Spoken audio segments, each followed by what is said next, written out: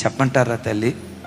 23 సంవత్సరాల సేవలో ప్రారంభంలో మనుషుల మీద నమ్మకం పెట్టుకున్నాను, కానీ యేసయ్యను రుచి చూసిన తర్వాత, మనుషుల పరిస్థితి అర్థమైన తర్వాత, యేసు మీద తప్ప ఏ నరమాత్రుని మీద నమ్మకం పెట్టుకోవటం ఆపేశాను.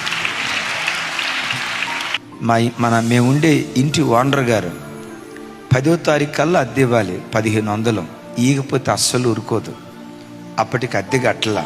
పాస్టర్ గారు, ఇప్పుడు తారీఖు 15 అవుతుంది, మీరు అద్దె కడతారా, వచ్చి నన్ను బలవంతంగా ఖాళీ చేయమంటారా అంది.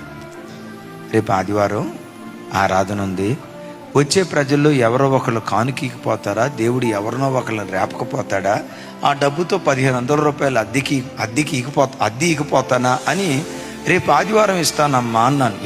ఆదివారం ఆరాధన జరుగుతుంది. అందరూ ఆత్మపూర్ణులై చప్పట్లు కొడతా, డ్రమ్ము కొడతా, డోలకు కొడతా, భాషలు మాట్లాడుతూ ఉన్నారు. నా పరిస్థితి చెప్పమంటారా? వర్షానికి తడిసిన కోడిలాగా నా 1500 ఇందరమ్మ, నా 1500 ఇందరమ్మ, ఇదే కొట్టుకుంటుంది. అద్భుతం. చాలామంది వచ్చారు, ప్రార్థన గంభీరంగా జరిగింది. వచ్చిన కానుక తీసుకొని వెళ్ళాం, ఫెయితోలో పెట్టాం.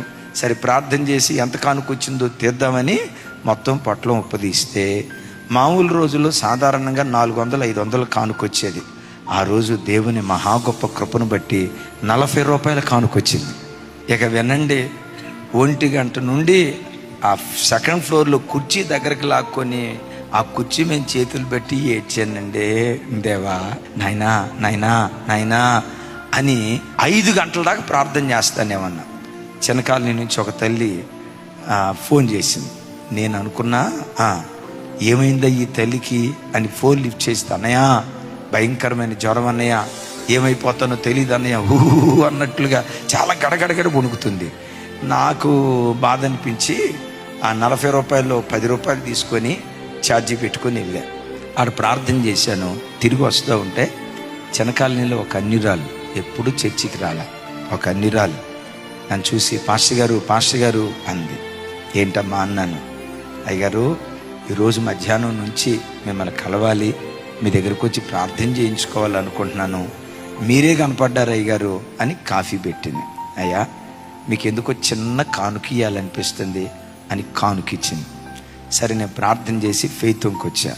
ఓపెన్ చేసి చూస్తే 2000 రూపాయలు దేవుడిచ్చాడు. ఆయన వైపు చూసే కదా, వారు ఆయన తట్టు చూడగా వారికి వెలుగు కలుగును, వారి ముఖములు ఎన్నడూ లజ్జింపబడవు.